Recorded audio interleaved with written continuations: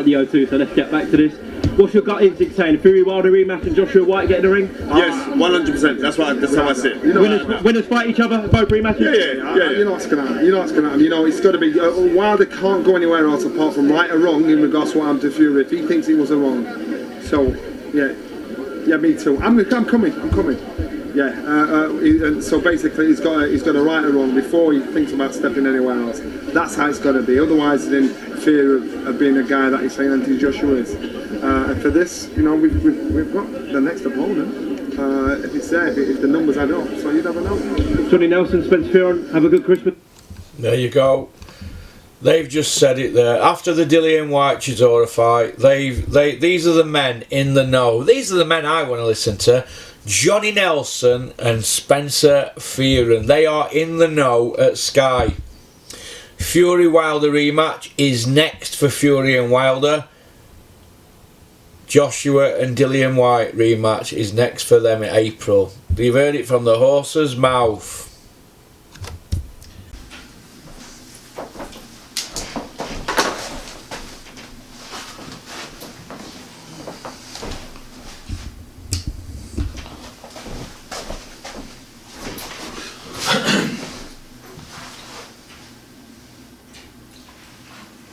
Good morning all you hardcore boxing fans out there, how are you doing?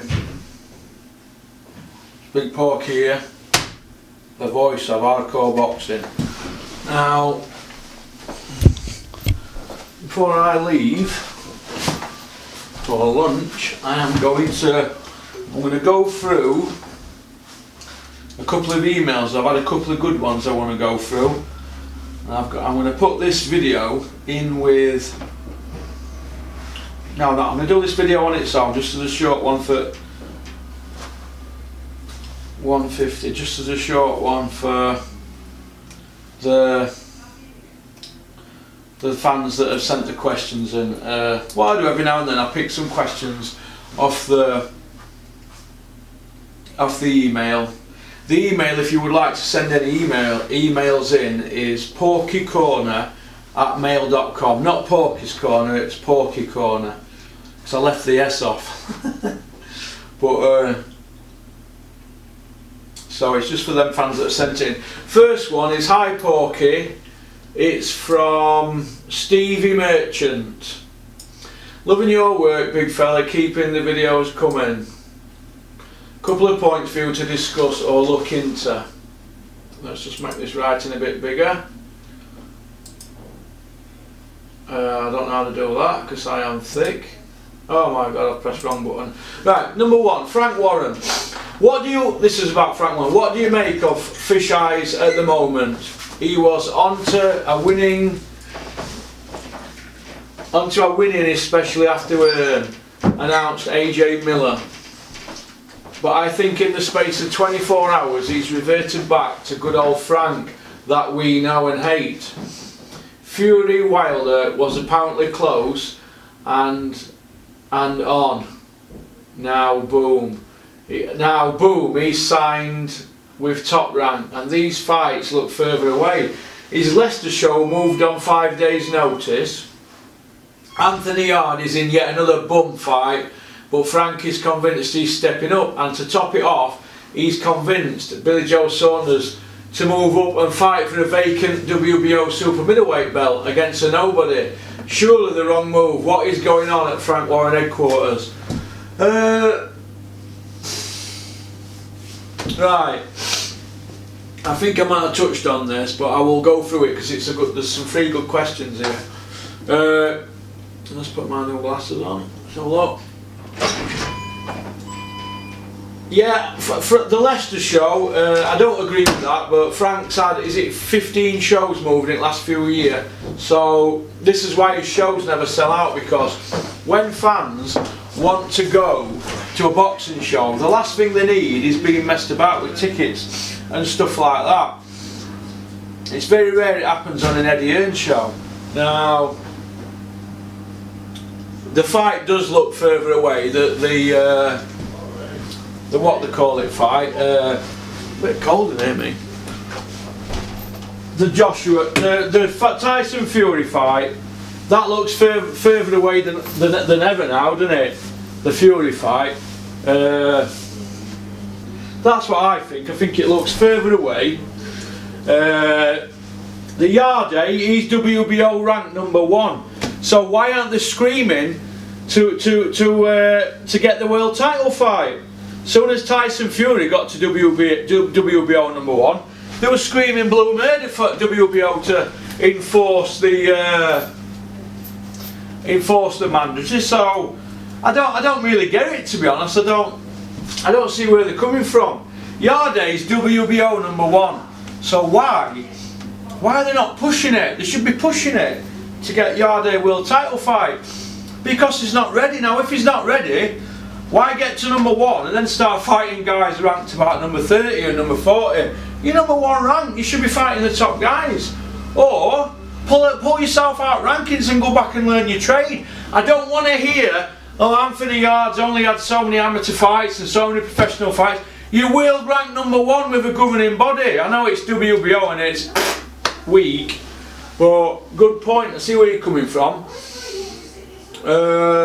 Billy Joe Saunders, right? Frank Warren's got a career. He made a career out of getting guys vacant title fights, or getting guys to fight against people that are no good, who've been given more or less under the WBO belt. Liam Smith. Does anybody remember the guy he beat for the world title fight? Was that a vacant belt, or I can't remember, WBO? Then you've got Enzo Maccarinelli, Joe Calzaghe when he won world title. That war against a shot fighter in a vacant title fight. Chris Eubank, it was his last ever fight. He was at the end of his career. You know, he slotted him in, didn't he? There's other people, Ricky Burns, they've been under belts, WBO. Dennis Lebedev, you got him an easy one, that was WBA I think now. The list is endless. Nathan Cleverly got a WBO belt because Jürgen Bremer couldn't get a visa to come to England, or couldn't get on a plane, or his bail conditions made it so he couldn't leave Germany. So Cleverly ended up with a belt. Enzo Maccarinelli, Jason Matthews. You could go on and on and on and on with WBO. I can't even. Does anybody remember the kid who should have fought, the kid who went to school with Crawler? What's his name? Terry Flanagan. Who did he beat for a world title? It's always the WBO. Does anybody know the guy's name who Billy Joe's fighting? No. It's Sheaf or Suffus or something. Alf Towers. I don't even know these. He's lost against one of Yard's victims, Anthony Yard's victims. It's shocking. Right, what is going on at Frank Warren headquarters? I don't know, but Tyson Fury, he's not going to fight Wilder now. Sure as eggs are eggs, no. Then you've got Yarday, where's he going? That's two that I'm not happy with. And I see it from emails. Who's the other one? Billy Joe, what's happening with him? Why don't you just check the Andrade fight? That's a good fight, that. You offer good money for that. Why not? Because they don't want to help Eddie Earn. It's stuff that goes on behind the scenes. I mean, fighters want to fight, don't they? But they have advisors, don't they? Maybe we can't be too harsh on Tyson or Billy Joe or Yarday, because they've got people around behind them. Yarday's got a trainer who manages and trains him, and I can assure you, what Yarday earns, he earns as well. So he's going to want to keep. He's going to want to make it go longer. They're not going to want to take risks. If you're getting good money, why risk it for better money when you're on good money for a good while? So I can see where they're coming from, because I used to see it. There's a lot I can't say, but I can assure you that it does go on. I've got a pen on my jeans. I'll not come out that now. Right, Eddie Earn, question 2, Eddie Earn, hashtag, and his UK content. What's your take on Fast Cars UK output this far? A lot of rumblings that Adam Smith and co aren't too happy with the current product, and you can't blame them. The Sky Saturday night shows have been dreadful. Yeah, they have been dreadful. It's nearly 2 years since they last had a world title fight on. I think it was 2017 May. Now, it's been shocking. Adam Smith's sort of half-heartedly complained.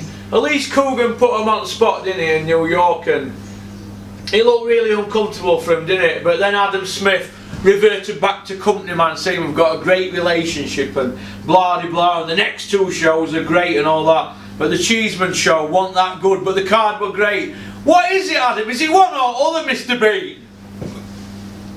The Sky Saturday nights have been dreadful. Yeah, not a world title fight in over a year. It's 2 years in May for a non-pay-per-view Saturday night card with a male fighter. Scandalous, he says here. Is there trouble brewing? No, I don't think there is trouble brewing. I think Matchroom have got that much power there now. So now they're just going to do what they want. But Adam Smith did say they don't want DAZN to come to England. So, $1 billion head, he needs to improve massively. Well look, from what I've heard, and I can't repeat this because I was told in confidence, that the initial fee, look, I've just put another mark on my jeans now. The initial fee that Eddie Hearn got to go with his own for Matchroom was astronomical, in the millions. So they're not going to give that up. People start saying, well, there's a few million here for you to come with us and work with us, blah de blah. Yes, please. So, you know, that's how it goes, isn't it? It's a money business, isn't it? The Hearns are business people. They're accountants. Question 3. Just a general question for yourself, Porky. What fights would you ideally like to see across all the major weight divisions, pal, this year? Some really exciting and big fights could and should be made if politics was taken out of the agenda. Cheers, Steve. What would I like to see? Josh Whale against Gav McDonnell, the 3rd fight. I'd like to see Lomachenko against Mikey Garcia. I'd like to see Errol Spence against Kell Brook at 154.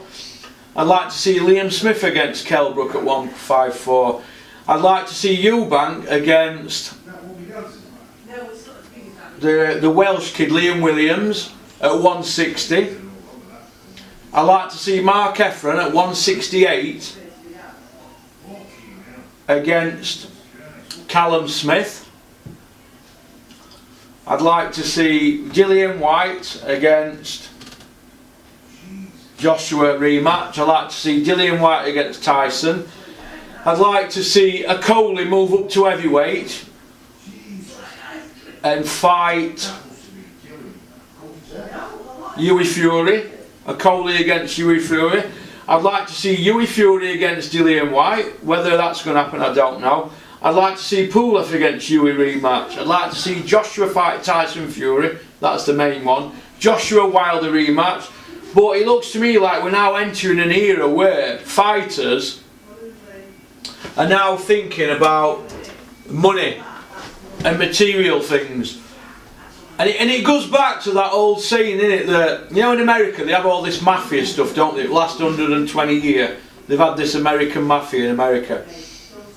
Nobody used to rat, did they? Nobody ratted on anybody. Nowadays, last 25 years, starting with Sammy the Bull Gravano, everybody's ratting, aren't they? Even young kids today, they get caught with an ounce of gear. They're putting the dealers in straight away, aren't they, in America? And I don't doubt it goes on in UK. But there's no morals or pride, is there? They all want it now. It's the now culture, isn't it? They want the money, but they don't want to do the heavy lifting, do they? For example, Tyson's been saying he wants Wilder, and it's not about money. Well, why ain't the fight signed? Being offered 40%. Well, why ain't it signed? Because there's people behind the scenes that are seeing that Tyson's a big star now, and he's a masterful boxer. They want to prolong his career. Now Bob Arum's involved, it's going to be like Manny Pacquiao. They're not going to get to the Holy Grail, which is Joshua, until they've had the mileage out of him and they've all got the pockets full of money. That's the harsh reality. Anthony Joshua, he's now going to be fighting stiffs. He's not going to fight Gillian White. He's not going to fight Wilder. He's not going to fight Fury. Not yet. He's going to fight your Millers, your Tom Schwartzers, your Pulev. He's penciled in for later on this year, Pulev. They're going to fight guys like that. They're going to fight that Hero Hokovic or whatever he's called. Some Eastern European head is signed. He'll be in the mix soon. But I'll tell you who they're not going to fight. And who nobody mentions these guys whatsoever. And do you know what that is? nobody mentions Joe Joyce or Lewis Ortiz, do they? Why is that? Why don't nobody mention Joe Joyce or Lewis Ortiz? Why? They never get a mention. Because Joe Joyce, if he hits you, you're going to sleep. And Ortiz has got skills to burn, hasn't he?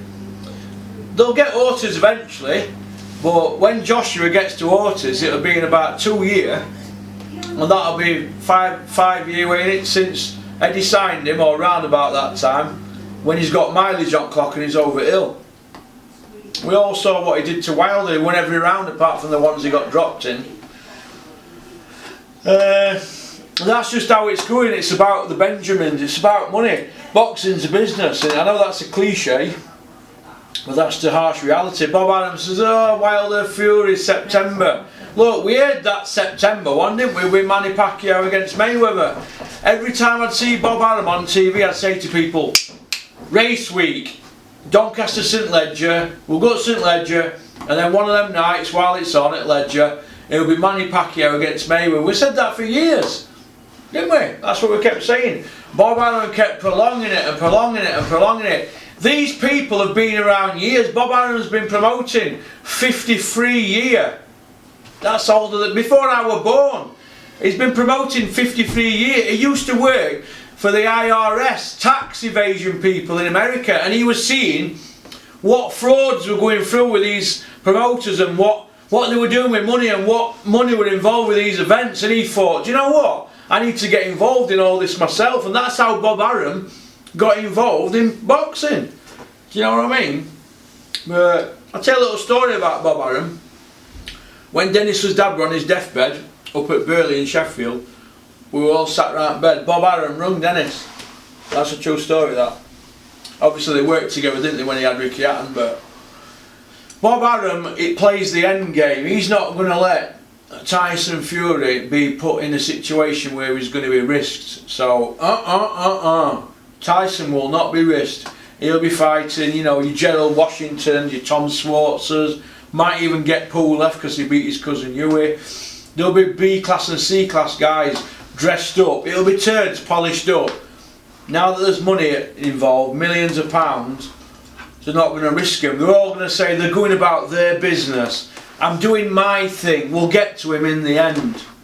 That's just the way boxing goes.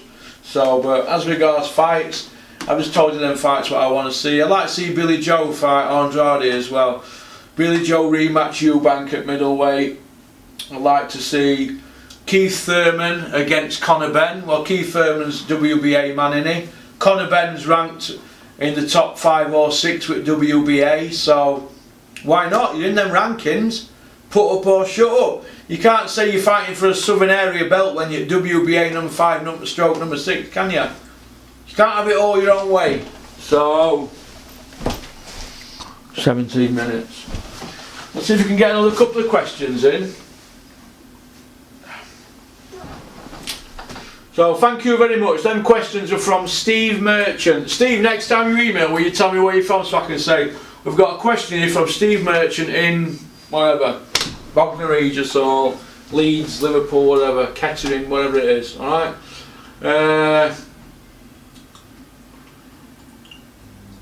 Frank Warren showed reschedule, we've done that one. Prediction league, hello Russ. Prediction for this weekend's boxing, Eubank to win by decision. Are we just doing predictions for main event or is it undercard fights? Well, I hope you well, mate. Just TV shows all the way through. Keep them coming. Ross. That's from let's have a look. Ashley.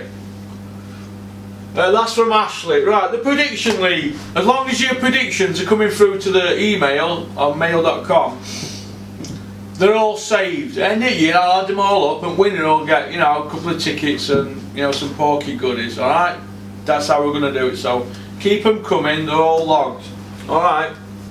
But yeah, as long as the shows are on TV, don't matter, keep them coming through. Some people are going to be trying to get more points than others, but it'll go on an average. I'm going to average it out. how many goods you've had. You know, like you would at bookies with like a accumulator bet. So we'll average it out, how many predictions you've made, and we'll see who's got best average at end. Alright, but I've got the, just so you know, I've got the thing here in my diary.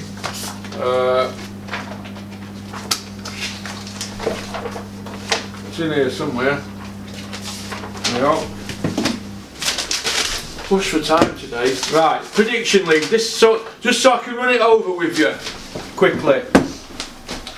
If you pick a win, a straight win, free, because you say Eubank's going to beat De Gale, but you don't want to pick around or by KO or whatever, 3 points. If you say he's going to win by a KO or a TKO, or De Gale gets disqualified, that's 4 points. If you say Eubank's definitely going to win on points, that's 5 points. If you pick a round that Eubank's going to stop De Gale in, say you say he's going to win it second round, that's 6 points. If you say Eubank De Gale, that's going to be a draw. That's 7 points. A draw is what I'm going to bet on at the bookies for the simple reason Al Heyman would like to do it again. They're both Al Heyman fighters, and Al Heyman's not going to want James De Gale beating Eubank and going to fight Billy Joe for WBO super middleweight belt on another promoter's show. Or he's not going to want Eubank to win and then go to Sky because Sky have been grooming Chris Eubank to go back. So they'll want to keep him in the stable, so just like they wanted to keep Eddie Hearn away from Wilder and Tyson. So I'd go for a draw, because trust me, it's a good bet. So, right, have a look. Oh, the Stig, I ain't got time for you at the moment, Stig, I'll look at that later. You are consistent, Stig. Raymond Fisher. Now then, Porky, AJ look out of sorts at press conference, and I wonder if De Gale still has the legs. Agree. Hope you well. Yes, I agree with you there, Raymond. I don't think De Gale's got the legs, and I don't think Eubank's got the skill, so it's probably going to be a draw in my opinion, but I could be wrong. Let's have a look. 21 minutes, we've got 8 minutes. 8.5 minutes. Porky, how are we doing, Porky? First time emailer here. Been thinking about this Femi fight against Miller, which is an absolute sack of, in my opinion. But what I wanted to ask was, what do you think of Eddie? What do you think of Eddie putting DAZN before Sky? That's true, that. I watched all of that last night till early hours. Eddie never mentioned Sky once. It were all DAZN, DAZN, DAZN, DAZN. That's because DAZN are throwing a lot of money at him. And when you've got backing like they've got, Eddie Hearn's going to want a piece of that pie. Everything is DAZN, and don't be surprised if Eddie Hearn and Sky end up falling out, because he's got years left on his Sky contract. So Sky, they're in a tight spot. They never seen this coming. They never saw this coming at all. But don't also be surprised if DAZN end up doing all the money and they get rid of Eddie, and then he's got his plan B, then Sky. But I can assure you, if he cheeses Sky off a lot, or we're going to say something else then, over the next few years, don't be surprised if when Sky do the renegotiation for the contract, they involve other promoters. Because isn't it about time they give all these young promoters a chance, like Carl Greaves, Neil Marsh, Steffi Bull, even give Dennis some dates? Why not? They're all good boxing people. They've got to spread the love. They can't just let it be a monopoly. They can't just let it be people don't say a word because they want to work with a great Eddie Hearn. Because everybody's scared to death to say anything. Look, all them people who I've just mentioned there, they'll have their own opinions and what they think about this situation. But none of them can say anything, can they? Because they want to get on Sky. That's the holy grail, isn't it? So it's a dog business, isn't it? It's a dog business. But as far as I see it, Sky surely would rather have Femi fighting at Wembley on pay-per-view than at 4 AM. Exactly. If Miller's such a great fight, why didn't they keep the Wembley date on April 13th? Why not? Why not keep the date? I'll tell you why not, because the British public would have voted for it with the feet. Seems Eddie had to deliver this fight to DAZN because he's done F all in his first few fights in terms of numbers. Agree on that. Joshua, Eddie always talks about numbers. What Tyson and what did, what Wilder did, and what all these other shows did. But he never talks about DAZN numbers, does he? If Eddie Earner had done 1 million views with Joshua first time on DAZN, he would be screaming it from the rafters. But he didn't, did he? He did 16,000. So whenever anybody mentions it, he goes, yeah, we did, but yeah. He tries to fob them off. If he'd have done 1 million, he'd be screaming it, wouldn't he? It'd be all over news. Same as if you give somebody £7 million to charity, that'd be all over news, wouldn't it? Do you know what I mean? But how can anybody question checks going to charity for that much? See what I mean? Everybody's playing the game. So, a couple more things quickly. How many pay-per-view fights will it do on Sky? And how long is Eddie's deal with Sky? I believe he got a 5-year extension with 18 months to go. So I don't know, but I think if you go back into archives, you might find that Eddie's deal's till 2023. Is it 2023? I'm sure it is. Or is there not? Is it 2022 with a further 1-year option? I'm not sure. I'm not sure if the 18-month deal will restart it with 5 years, or the 18-month left, they put another 5 on top of that to make 6.5. I'm not sure, but I can assure you there's a few years left on that. That's why they've gone for the DAZN deal, because they're covered, aren't they? How can anybody say anything to them when they're working with an American partner? But if that American partner wants to come to the UK market, then you've got a problem. And Sky will now be thinking, oh my God. Because DAZN could quite easily take Matchroom on, couldn't they? Get all their content, and then go with them and be in UK. Where does that leave Sky then? 17% of Sky's output is put on by Matchroom. But as far as I'm concerned, if they want to jog Matchroom on, jog them on. Because I'm only bothered about boxing. I'm not bothered about table tennis or pool or Premier League snooker, Premier League darts or gymnastics or what's that other one they're doing? Synchronised swimming or something, or a load of crap. I'm not interested in any of that. I'm interested in boxing and seeing good fights put on. Cheers, pal. Keep up the good work. Craig Darwin, Lancashire. Top man. Sent. Let's have a look. How many we got left now? Terry. Right, I'm gonna do it. Terry Fox. How are you doing? I'll deal with yours without camera because I know what it's about, mate. But this is gonna be the last one I'm gonna do now because I've got somebody ringing me. Well, I'm gonna be going shortly. I've got somebody ringing. I'm gonna do a video in car. Porky, Frank has rescheduled his Leicester card to 23rd of March where it will clash with Matchroom's Copper Box card. Matchroom at the Copper Box? Didn't Eddie say, oh God, not the Copper Box for Frank? That's not a venue. We're doing the O2. We're doing Manchester, that big arena, MEN or something. Matchroom at the Copper Box? Eddie? That's Skid Row, Eddie, when you're at Copper Box. Your words. Frank has rescheduled his Leicester card to 23rd of March where it will clash with Matchroom's Copper Box. Frank's always going on about show clashes and I announced my show first. Haha, keep on trucking. Yeah, agree, mate. Well, it's tit for tat now, innit? The gloves are now off. The gloves are now off. One here, John Go. How do I get tickets? Let's have a look. I've said for Dennis Hobson's show,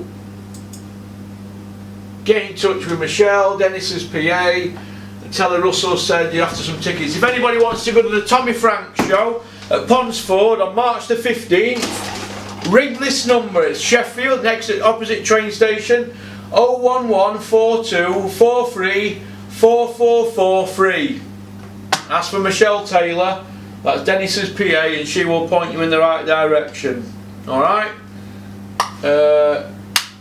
01142, that's the Sheffield code, 43 4443. Ask for Michelle, and she'll point you in the right directions. That's the Tommy Frank Commonwealth title fight. I will be there on the night, probably with my camera, because I said I was going to help Dennis out.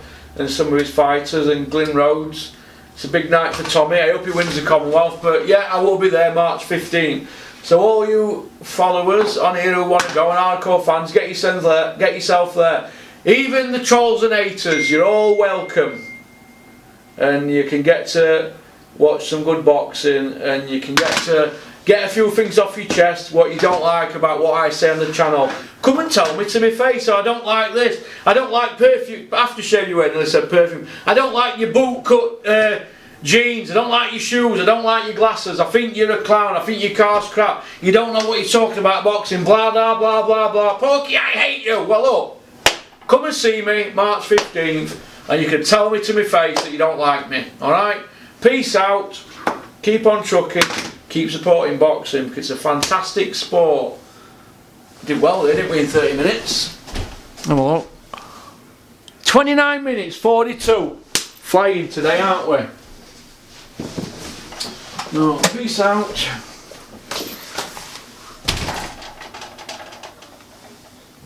Oink, oink.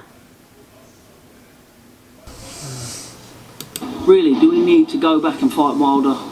No, we don't.